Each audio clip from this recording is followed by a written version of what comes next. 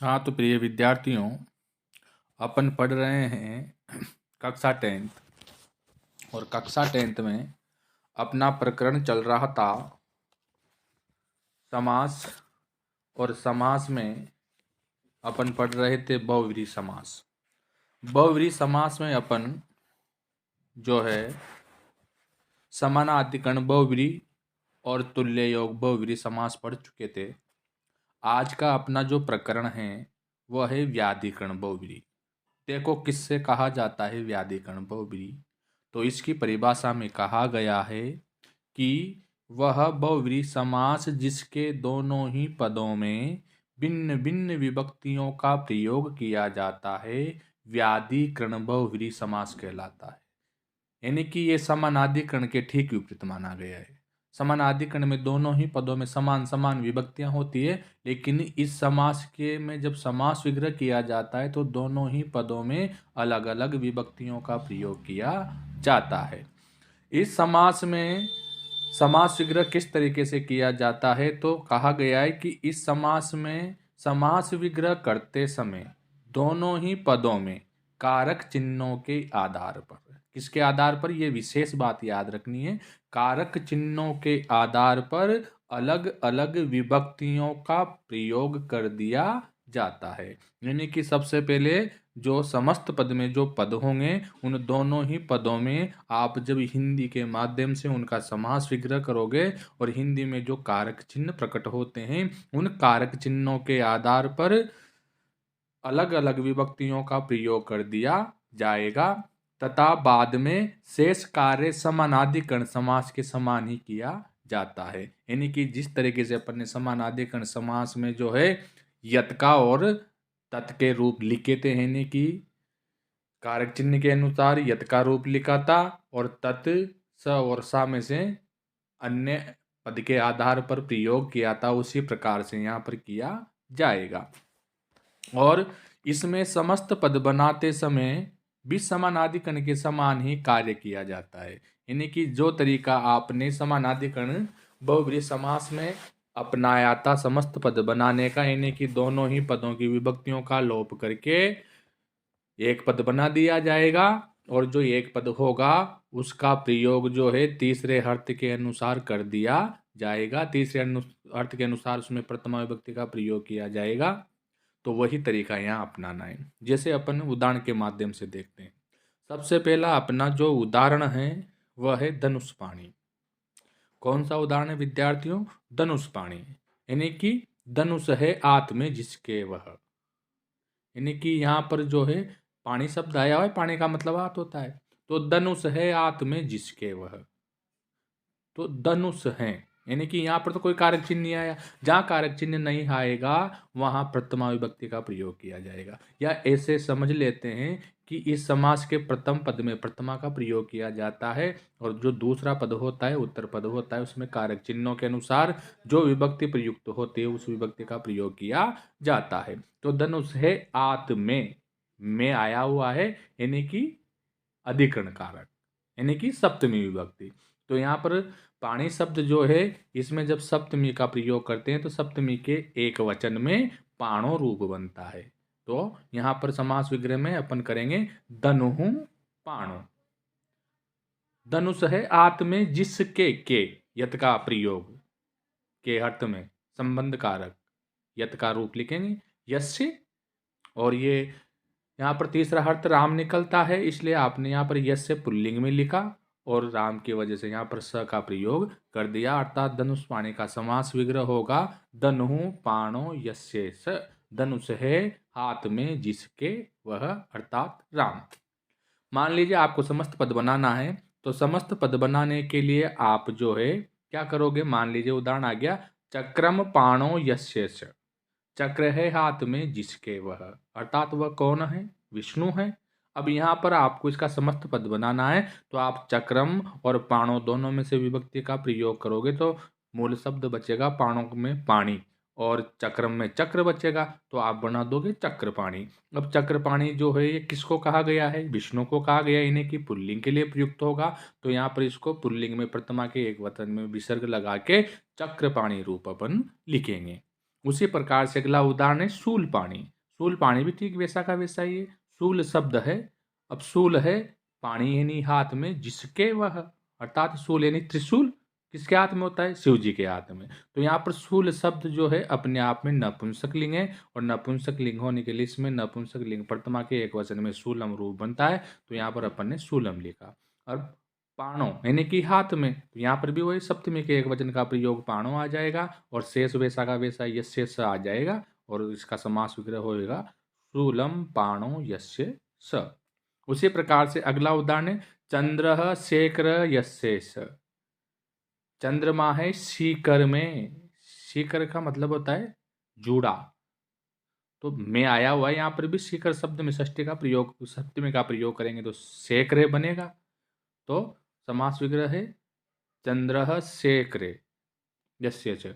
तो इसका जब समस्त पद बनाएंगे तो चंद्र में से भी विभक्ति का लोप करेंगे, और शेखर में से भी आप विभक्ति का लोप कर दोगे तो शेखर शब्द बचेगा, और दोनों को मिलाकर रूप बन जाएगा चंद्रशेखर। अब ये जो है शिव के लिए आया है पुल्लिंग, इसलिए यहाँ पर अपन ने विसर्ग लगा के प्रथमा के एक वचन में इसको लिख दिया चंद्रशेखर।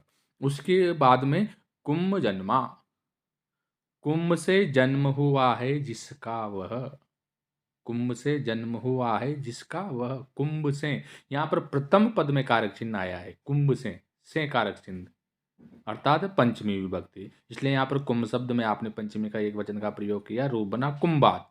रूप क्या बना विद्यार्थियों? कुंभात। कुंभात जन्म यस्य स, कुंभ से जन्म हुआ है जिसका वह, अर्थात वह कौन है? प्रजापति है। तो इस प्रकार से ये आपका व्याधिकरण समास मैंने आपको समझाने का प्रयास किया, आशा करता हूँ आपके समझ में आया होगा।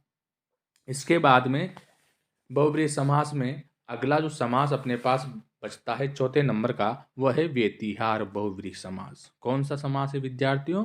व्यतिहार बहुब्रीहि समास। तो व्यतिहार बहुब्रीहि समास पढ़ने से पहले आप इसकी परिभाषा को समझें। तो देखो, इसकी परिभाषा में कहा गया है कि वह बहुब्रीहि समास जिसका प्रयोग युद्ध अर्थ में किया जाता है, जिसका प्रयोग युद्ध अर्थ में किया जाता है, व्यतिहार बहुब्रीहि समास कहलाता है।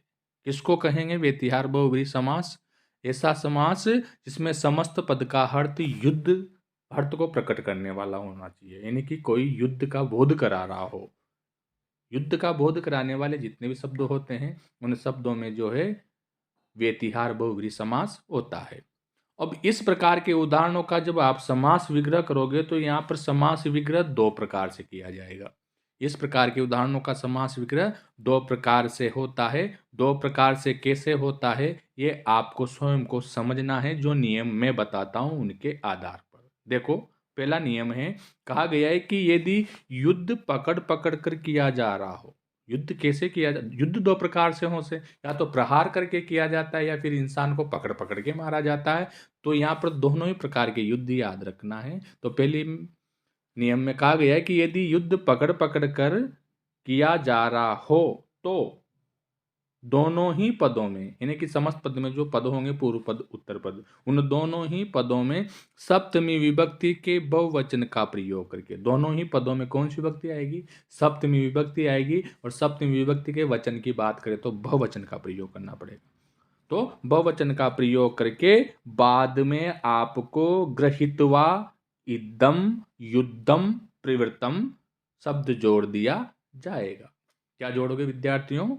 गृहीत्वा इदम युद्धम प्रवृत्तम। ये पंक्ति आपको अच्छे से याद कर लेनी है, रट लेनी है। गृहीत्वा यानी कि पकड़कर, ग्रहण करके, ठीक है। और जो पद होंगे दोनों, उन दोनों पदों में आप सप्तमी के बहुवचन का प्रयोग कर दोगे।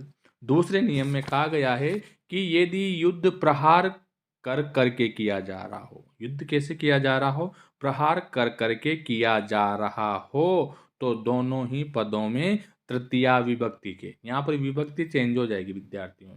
यहाँ पर विभक्ति कौन सी आ जाएगी?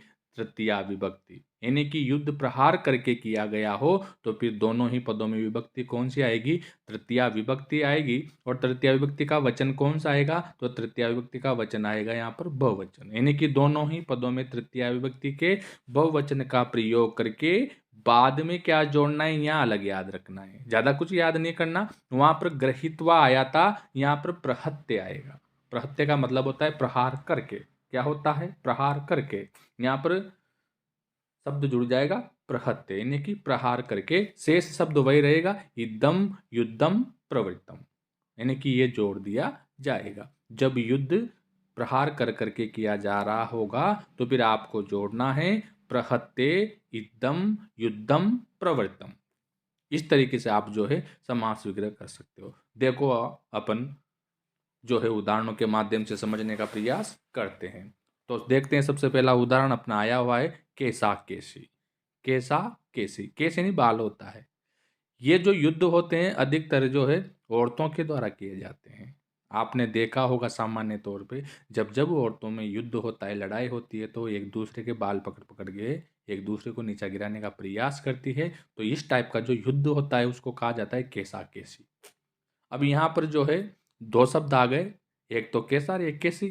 तो ये दोनों ही शब्द एक ही शब्द से बना हुआ है, केस से। तो यहाँ पर ये केस शब्द जो है इसमें सप्तमी के बहुवचन का प्रयोग करेंगे। तो बहुवचन में क्या बनेगा? केसेसु। फिर दूसरे में भी केस आया हुआ है, फिर दूसरे में बहुवचन का प्रयोग करेंगे सप्तमी का, तो केसेसु बन जाएगा। यानी कि आप लिख दोगे केसेसु केसेसु। यहाँ पर जो है पकड़ पकड़ कर किया गया है युद्ध, इसलिए शब्द जोड़ा जाएगा गृहीत्वा, और बाद में जोड़ दोगे इदम युद्धम प्रवृत्तम। उसी प्रकार से अगला उदाहरण है मुष्टा मुष्टि। अगला उदाहरण क्या है विद्यार्थियों? मुष्टा मुष्टि। यानी कि मुष्टा मुष्टि यानी कि मुष्टि यानी होता है मुक्का, अर्थात जो मुक्के मार मार के जो युद्ध किया जाता है उसके लिए शब्द प्रयुक्त हुआ है।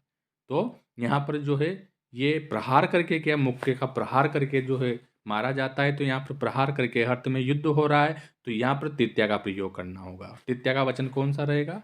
बहुवचन। तो यहाँ पर जो है मुष्टि शब्द आया हुआ है, तो इस मुष्टि में तृतीया के बहुवचन में क्या रूप बनता है? मुष्टि भी। फिर दोबारा मुष्टि है, फिर से आप तृतीया के बहुवचन में लिखोगे मुष्टि भी, यानी कि मुष्टि भी मुष्टि भी। यहाँ पर प्रहार करके युद्ध किया गया है, इसलिए शब्द जोड़ दिया जाएगा प्रहत्य। बाद में शेष वैसा का वैसा शब्द जोड़ देंगे इदम युद्धम प्रवृत्तम, यानी कि मुष्टि भी प्रहत्ते इदम युद्धम प्रवृत्तम। इस तरीके से आप इसका समास विग्रह कर सकते हो। उसी प्रकार से अगला उदाहरण आया है दंडा दंडी। उदाहरण क्या आया है? दंडा दंडी, यानी कि दंडों के द्वारा, यानी कि डंडों के द्वारा प्रहार कर करके किया गया युद्ध। तो यहाँ पर भी प्रहार करके किया गया युद्ध, तो यहाँ पर शब्द है दंड। तो दंड जो है इसका जो है तृतीया के बहुवचन में रूप बनता है दंड्य। क्या बनता है विद्यार्थियों? दंड्य। तो यहाँ पर इसमें किसको दो बार लिखेंगे? दंड्य दंड्य। प्रहार करके किया गया युद्ध, इसलिए प्रहत्य जोड़ दोगे। क्या जोड़ दोगे? प्रहत्य। दंडे दंडे प्रहत्ते इदम युद्धम प्रवृत्तम।